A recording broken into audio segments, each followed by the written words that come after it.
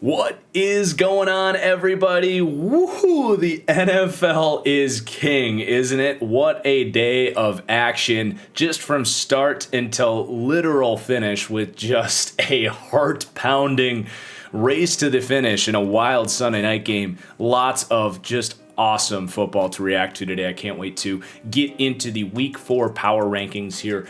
But before we get started, please do hit that like button down below. Really helps me out. Also, do let me know how you feel about the Monday uploads here. I had to do it last week because of my schedule last week being a little different, but I found out that the views were actually way up, getting the reactions to the action much sooner, getting that next morning feedback from these games. So do let me know what you think about that. If you just hate it because of there's no Monday Night Football included in these rankings, do let me know, and I will definitely take in your feedback. So just wanted to float that out there, but let's go ahead and get started. We actually have a new team at the bottom. It's going to be the New York Jets, who really, when you look at their full slate of games right now, you can't really draw up a worse team in the NFL, and it's really been the offense, man. Zach Wilson really struggling. Not all his fault. I would say that Mike LaFleur, the new offensive coordinator, they just have not been able to get into a rhythm. The offensive line is a mess.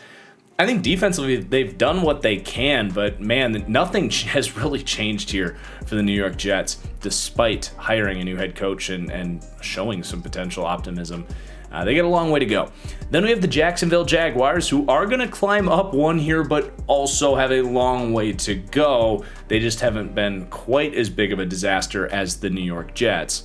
I tweeted this just before half when Trevor Lawrence put up a really nice, touchdown drive, and then they had the crazy kick return field goal that made this a game in the second half, really. But right around halftime, I tweeted that, man, up until this point, the Jags have just made everything look difficult, and it really comes down to their running schemes and their pass protection as well, their blocking schemes. It's been just brutal. But that comes back to the coaching staff and Urban Meyer, and this defense is one of the worst in the NFL. So despite moving up one, thanks to the train wreck that is the New York Jets, the Jacksonville Jaguars still probably a pretty pessimistic outlook, still coming off a loss again this week. Then we have the Houston Texans, who, despite the Jets and the Jags, at least have some element of consistency and stability because of all of the veterans on this team. And I think they're well coached as well, surprisingly, after a lot of us kind of laughed at the hiring of David Culley. But I really think scrappy is the best way to describe this Texans team. I still would probably bet money on them finishing the season dead last in these rankings because their potential to grow isn't really there. But they're surely a better football team currently than the Jags and the Jets. Then we have the Detroit Lions, who, again, very scrappy, another team that term certainly applies to. And they were maybe one of the greatest regular season kicks in NFL history.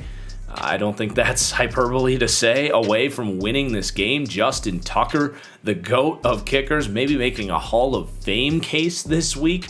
But it was the Detroit Lions fighting back for the second time in 2 weeks against a very good Ravens football team. So the defense kind of stepping it up this week, and they are fighting for Dan Campbell, and that is his job here, to turn this culture around. And so far, I would say he's doing a good job. So moving up here, despite another loss here, I think they've shown to be a scrappy team, and the Jets are just that bad. Then we have another New York team dropping down here, the New York Giants. Dare I say, an embarrassing loss at home against the Atlanta Falcons. If you wanted to have any hope for this team, it was winning at home against a team that also has looked completely anemic, that didn't actually play particularly well. I mean, look, I need to dive into this game a little bit deeper before I go full attack mode on Daniel Jones, and maybe that's a little preview for the podcast this week. But man, if you told me that the Giants held the Falcons to 17 points and they lost against that defense, I would say, okay, who's starting at quarterback next week? Because that's just not acceptable from Daniel Jones. Hard to put it all on him, but definitely a devastating loss for Giants fans and an organization that just is not heading in the right direction right now, after it looked like maybe that was going to be the case last year And then the Falcons are going to climb up a spot here, get their first win on the season. I mean, I don't want to completely dismiss it. Your defense stepped up. I don't know necessarily what to take away from that when their defense has looked so bad the first 2 weeks and they don't have a lot of talent. So good to get a win. I still wish they had more of an offensive identity like they have the talent to do. I wish that Arthur Smith would use the uber talented freak athlete receiver tight end hybrid that they drafted 4th overall. Currently, they are not using him, so that's definitely frustrating, but they will climb up with the win here, and that's going to cut off the bottom tier. It is kind of tough to separate this bottom group. If any of these guys played, I think it would be a total crapshoot, but we are going to jump up into some more serious contention here as the Philadelphia Eagles are going to stay put. Again, no Monday Night Football analysis here for the power rankings for now. They could probably climb up into the high 20s if they did win, so I'll just leave that there. Next, we have the Washington football team, kind of a worst-case scenario start to their season as Fitzpatrick, who they thought was going to give them some hope on offense, gets injured. Heineke played okay, but definitely not this week. He was really tragic to watch out there. So that's rough. The offense struggling against a Bills defense that can be beat. And then defensively is the biggest hiccup here for Washington, why they've plummeted so much. This was supposed to be a defense that came out the gate, and Ron Rivera has not been able to get these guys under wraps. They've actually been a bad defense to start, which is definitely disappointing given the talent that they have on the roster. And then inversely, a good defense here. The Chicago Bears at number 24. I mean, let's just talk about Fields for a second. His rookie debut. This is the argument, the Matt Nagy showcase game of possibly why, they should be putting Andy Dalton out there. Not that Fields, not that he deserves all of the blame here, but this is not a situation really for Fields to step in and play well because he does like to hold on to the ball for a long time. That was his big criticism coming out. And these tackles and this offensive line just ain't it right now. Cleveland was feasting on Justin Fields and this offense. So an ugly, ugly day for the offense. And I think they should go back to Dalton. They actually have moved the ball better with Andy Dalton in there. And this defense can eat, man, but not when they're on the field the entire game. Then we've got the Cincinnati Bengals going to climb up 2 spots with a big win over a bit of a depleted Steelers team, but just it's good to see when they can give Joe Burrow time, which they were actually able to do with TJ Watt and Highsmith out and, handling that inside rush a little bit better. Just give Burrow enough time and they're going to be able to move the ball offensively. Jamar Chase is off to a fantastic start. Tyler Boyd got going this week. So it was good to see the offense kind of wake up a little bit more this week. And this Bengals defense has actually not been the problem like they have been in the last couple of years. So stock up for the Bengals this week. Then we have the Miami Dolphins. We're able to get some offense going this week. And it was through the same ways that I think they'll be able to get it going with Tua when Tua comes back as well. Gesicki and using Jalen Waddle in the short game a ton. So that is good to see them start to have some bit of an identity because we know this offensive line is such a disaster. So to really kind of understand what's going to work for them, even if it's with Jacoby Brissett in there, that's definitely stock up for the Dolphins. And I'll just leave it at that, even though they lost this week. Then the Indianapolis Colts, who just continue to drop down. They can't buy a win. I don't think they're actually playing that bad. They've been in every game. They're just getting absolutely just nailed by injuries. It's been tough on Carson Wentz to really hit the ground running. He's been fine. That's just really what I would say about the Colts is they've had a really tough schedule and they've been fine, but they don't have a lot of explosiveness and they're really beat up. So it's really all you can say about the Colts right now. It's just been kind of a lackluster, uninspiring season for them. I'm not giving up on their future, but it's just kind of a gut-sinking year for the Colts and the Colts fans. I do kind of feel bad for them. But then we have a tier gap here into teams that I think are in much more legitimate playoff contention, and that's going to start with the Carolina Panthers, now 3-0. It's hard to climb up too much when you beat the Houston Texans. Also a very costly win this week as McCaffrey's going to be down for a couple weeks and they lose J.C. Horn, it looks like, for the season. So that's definitely a bummer. I would say they probably jump up another couple spots if those injuries don't happen. So, a good win for sure. Good to see that defense continue to play as well as they have, even if it was against the Texans offense. And Darnold continuing to look stable. I think the Panthers are going to be in the running, in the mix, but probably a team that's a year ahead of being like a legit heavy playoff contender, but definitely still a good year going for the Panthers. Then at 19, we have the New England Patriots, who are going to drop down 4 spots.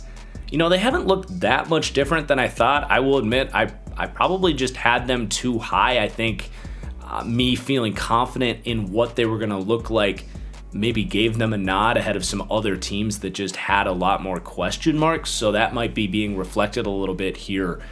Their defense can definitely play, and they're going to get Stephon Gilmore back here in a couple weeks. And I actually think they have a chance against the Bucs on Sunday night. So I'm certainly not writing them off. I just think other teams have shown more explosiveness and juice and upsides. So I'm definitely not writing their season off, but it has been a pretty lackluster start to their season. Then the Pittsburgh Steelers. This is an interesting team. They come out and they beat the Buffalo Bills early on. And now they've been kind of dealing with injuries on top of really revealing that Big Ben is honestly one of the worst quarterbacks currently playing in the NFL, or at least starting. And that just makes things very difficult. He can't move, he can't command the ball downfield, and their offensive line is just not any good. So you're honestly looking at one of the most just anemic and hard to watch offenses in the league. Now, the defense should wake back up, getting one of the best defensive players in the league back very, very soon in TJ Watt. That was a game-changing injury for the Bengals because Burrow actually had time to throw. And, if you keep that score down, you keep firing balls at these playmakers, they're going to be in games much more than they were this week. But, man, that offense is just tough. Then we have the Denver Broncos at number 17. Their season starts this week. They've beaten my number 32 team, my number 31 team, and my number 28 team, all bottom tier teams, but they have beaten them into the dirt. And to do that 3 straight weeks against NFL competition, it does say something, especially when you know that this team has the roster talent that they have. Like, how many times did we say this summer that, they're a quarterback away from being a Super Bowl team? So that does count for something. I still don't know how legit this team is and how long this is going to go on, but this defense is making a case for being one of the best in the league. Gotta shout out Patrick Surtain with a beautiful toe-tapping interception for his first of his career. And Teddy Bridgewater playing very good football, which is, he's probably playing better quarterback than we thought the Broncos would get at any point. And we'll just see when their real season starts how they're going to look. Then we have the New Orleans Saints at number 16. Going to climb up a spot. We're starting to learn a little bit more about what this team is. And they're still totally beat up from injuries. So that was no small feat to go on the road into New England and walk out of there with a win. Gotta love how they really fired up Taysom Hill when they needed to close the game out. It does seem like this defense is going to be one to contend with. It's just a matter of how much consistency they're going to be able to get on the offensive side of the ball. But we are going to have a tier jump up now. This is more of our playoff tier. Granted, one of these teams would be out of the cut.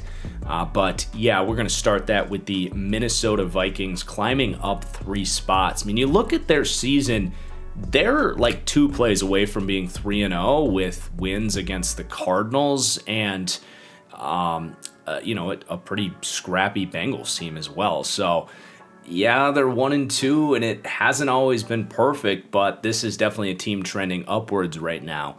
Then we've got the Las Vegas Raiders, who are going to stay put. On one hand, good for them to come back, and Derek Carr continuing to play good football, but the defense definitely starting to look a little bit more like the Raiders defense that I was afraid of. So some good, some bad. They're 3-0 and a good comeback win, and I think staying put is about right for the Raiders. Then at 13, the Dallas Cowboys, and I can already hear the rumblings from Cowboys fans. Going to be disappointed in this one for sure, for them dropping down, having not played yet, and the team passing them up here being the team that they played and beat on the road last week. So I do get it. But let's be honest, the Chargers just beat the Chiefs and really went head-to-head with them the whole game. So that's what this is about, is the Chargers impressing this week. It's not to knock the Cowboys. It's just kind of a, we'll see what they look like tonight. I actually think that they win pretty convincingly tonight, if you want my opinion on that. Then we have the Tennessee Titans at number 12. Again, a lot of these teams are going to be dropping down just because the Chargers are, I think, rightfully climbing up. So they beat a Colts team. They took care of business, and I wouldn't say much has changed. This team has looked about what I thought they would look like. They're a very good football team, really explosive offense, and a defense that I'm not so convinced about, although Harold Landry did have a huge game this week, but that right tackle spot has been a turnstile for the Colts as well. So, good win for the Titans, only dropping down because of what we're going to be talking about with the Chargers here. Then the 49ers, going to be the last of these three teams dropping down a spot, really just because the Chargers going to be passing them up. I think the Niners showed some good on Monday Night Football. I think they finally showed some offensive explosiveness. Jimmy Garoppolo, some good, some bad, I would say, but you really got to see Shanahan get in a rhythm as a play caller, and Kittle kind of opening up, Debo opening up, making some incredible plays. So you're happy about what you saw from the offense, but defensively, I am definitely worried about this team. But again, I think they're pretty much par for the course with what I think about them, just getting passed up again by the Chargers. Then we have the Seattle Seahawks, actually going to drop down 3 spots after losing very convincingly to the Vikings. Now, it's a tough environment on the road. You don't want to overreact, but I think you look at the last 6 quarters of football for the Seahawks, and the fact that this defense does look like it's going back to the bad Seahawks defenses of the last few years.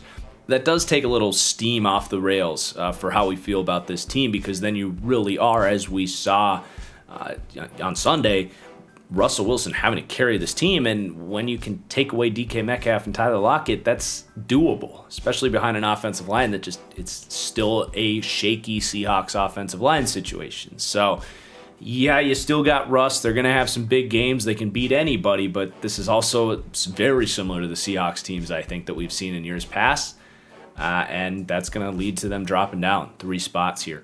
The LA Chargers, as we've alluded to, are going to be huge risers this week, going up 4 spots.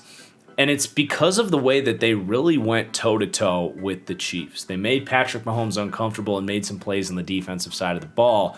And then offensively, Herbert continues to just make throw after throw after throw. And for it to really finally surface to a big win against the Chiefs that certainly didn't look guaranteed. The Chiefs kind of recaptured momentum in the third quarter of that game, and they flipped around and ended up winning that game. And that is not something most teams can do. You come back and beat the Chiefs, that's one thing, and certainly impressive. But when you're up and the Chiefs get into that dangerous territory that we see almost every other week, where you go up a little bit and then the Chiefs and Patrick Mahomes just turn it on, especially in Arrowhead where the crowd gets going, they just bury you. And that didn't happen with the Chargers. And that, to me, shows that they have a lot of talent to kind of punch them back in the mouth. And I think that's exactly what we saw. Mike Williams has been one of the surprise stories of the season. He looks incredible fighting for a contract. So a huge week for the LA Chargers to knock down the Kansas City Chiefs. And I guess Patrick Mahomes has seen it to believe it. Then the Baltimore Ravens are going to climb up a spot this week. Ravens fans were mad that I didn't boost them last week after beating the Chiefs. It just shook down that way because everyone else at the top played pretty well too. But they are going to climb up now despite barely escaping against Detroit. Now, this, I don't think the final score here was fully captured them. I actually thought Lamar played really well and was throwing the ball well this week, and Marquise Brown just left a ton of points on the board in the first half, and then they let the Lions kind of get back in and they bail out and escape with a win. I'm not really overreacting to them barely beating Detroit. I just would say that they're kind of staying put here, but the Seahawks are going to drop down below them because it was just a rough day for Seattle. Then we have the Cardinals at number 7. Huge win for them, I think, from a character building standpoint. This has been a soft team that doesn't always respond to adversity very well, and I think that's exactly what we saw. It was looking kind of ugly in the third quarter because after that kick 67-yard kick that gets returned for a touchdown before half. Shout out to Gus Johnson. The call on that kick return, just legendary. It's been so fun to have Gus added to the rotation of NFL play-by-play guys, just after being a legendary college guy. But the Jags kind of punched the Cardinals in the mouth in that third quarter, played aggressive, and Kyler and these guys bounced back offensively. And I think it was a good character-building win for the Cardinals that we know have the talent, but some of that character and culture has been in question. So I think that was big to go on the road and have a win like that. But we are going to have a tier gap up, and I will say we are now going to have the top 6 are all currently in the same tier. That could change relatively quickly, but right now it is a little bit harder to separate these top 6 as we sit here in week 4.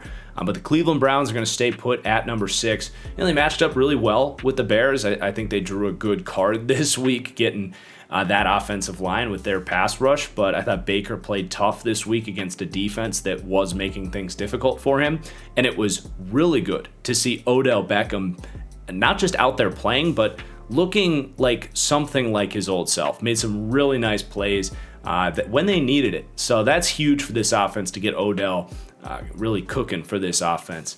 But the Buffalo Bills also happen to have a big win this week, just annihilating the Washington football team from start to finish. Ripped the Josh Allen regression this week, made some great plays. The Bills defense played very well, and they just dominated this week. So they are going to stay put at number 5 after the Green Bay Packers had a very interesting game. They are going to stay put. There's a lot to kind of take away from that Sunday night game. I think they answered a lot of questions about, can this team come out and play a physical brand of football and bring it on a tough road trip against a good team, just as they did. So it was great to see that. It was good to see them kind of get a pass rush going a little bit throughout the game.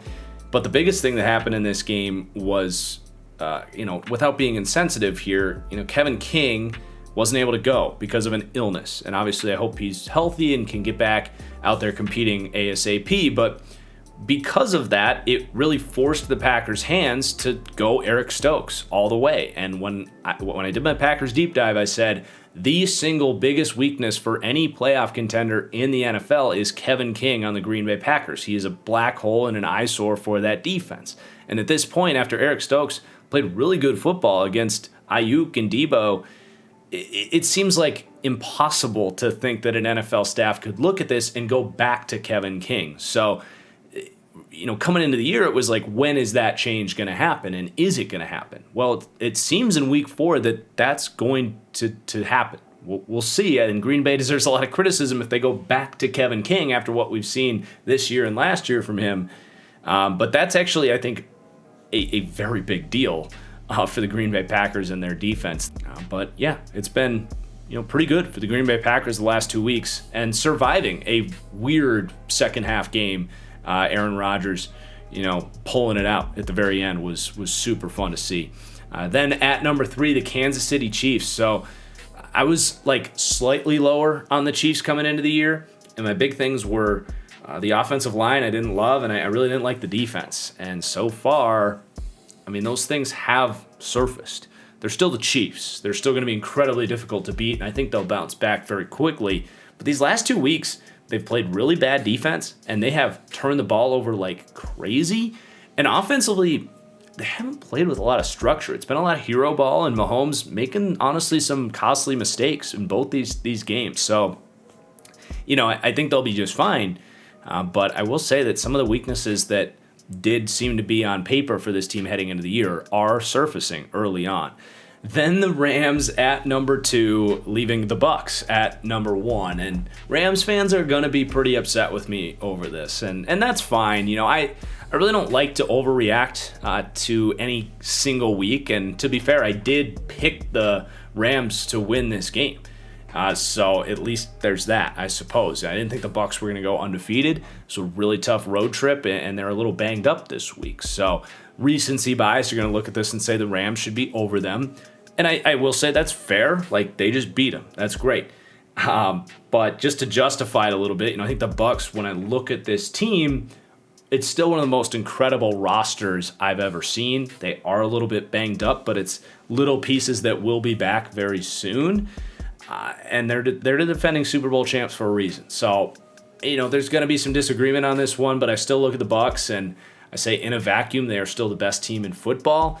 Now, if they continue to lose, of course, they will drop down, but I didn't think they were going to go 17-0, so thank you to the Rams for knocking them out of the top tier. And as far as the Rams are concerned, I'm not trying to diminish their win. I mean, this was a huge statement win. This was the official, they've looked really good for 2 weeks.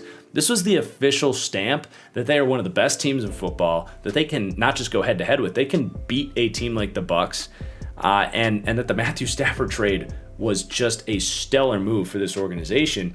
And this defense continues to fly around and make plays. And I just want to end this by shouting out Sean McVay. I love his coaching style, man. Did you guys see him before half? They got a huge stop. And then on the Deshaun Jackson touchdown, he was running up the sidelines. He met Deshaun Jackson in the tunnel to celebrate. I mean, I can't remember the last time I saw a coach with so much energy and desire to win, and he had a hell of a game plan in this game too. So huge statement for the Rams. If Rams fans are ticked that they're not number one, I think that's fair. But when I look at this thing in a vacuum, I still think the Bucs are the best team in the football for now. So that is going to do it for my Week 4 NFL Power Rankings. Looking forward to Monday Night Football tonight. I do think the Cowboys win, and we'll see. Please do hit that like button down below. Let me know your comments as well.